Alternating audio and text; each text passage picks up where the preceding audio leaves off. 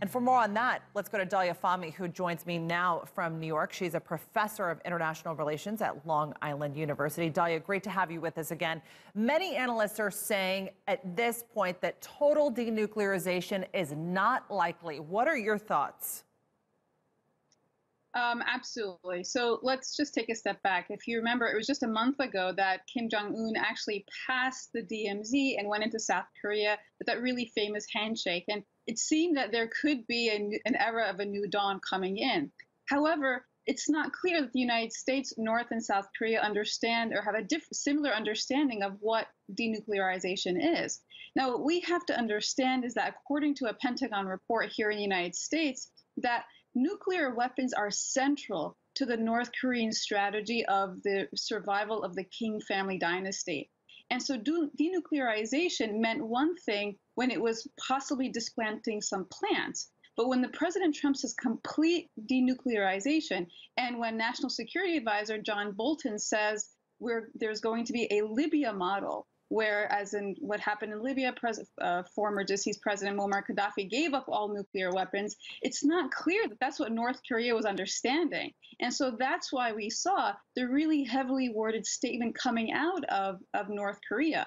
Now, add that to the continuing U.S. and South Korea military exercises, and the insistence that by the United States that North Korea rapidly begin denuclearizing, you can understand why the North Korean president would say, no, I'm not sure that you really understand what's going on here. As you just illustrated there, Dalia, this is a very, very fragile process. And we heard today the South Korean leader Moon Jae-in express a tremendous amount of praise and confidence that Trump is going to get this done. Is that fair? Is that sort of pressure fair given North Korea's behavior in the past? So the South Korean president is trying to do what many other world leaders have done, with if you shower President Trump with praise, he might actually follow through. Remember, it was also President Moon who said that President Trump should win the Nobel Peace Prize.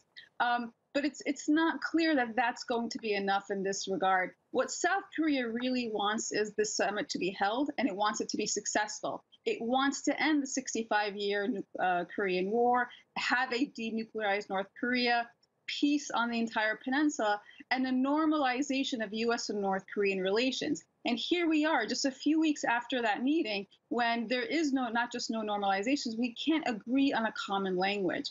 So what the South Korean president wants is very far from what the Trump administration can offer.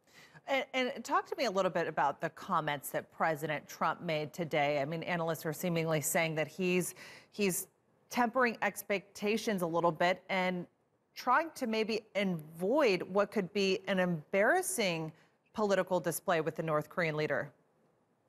Well, absolutely. This meeting is supposed to take place in 3 weeks.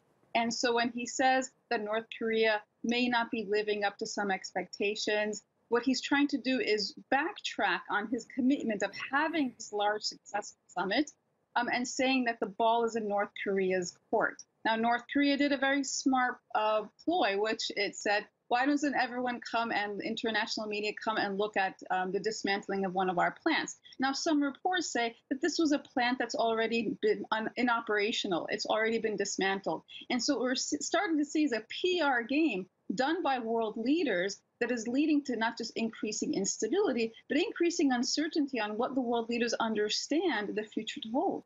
All right, Dalia Fahmy, great to get your thoughts as always. Thanks for that.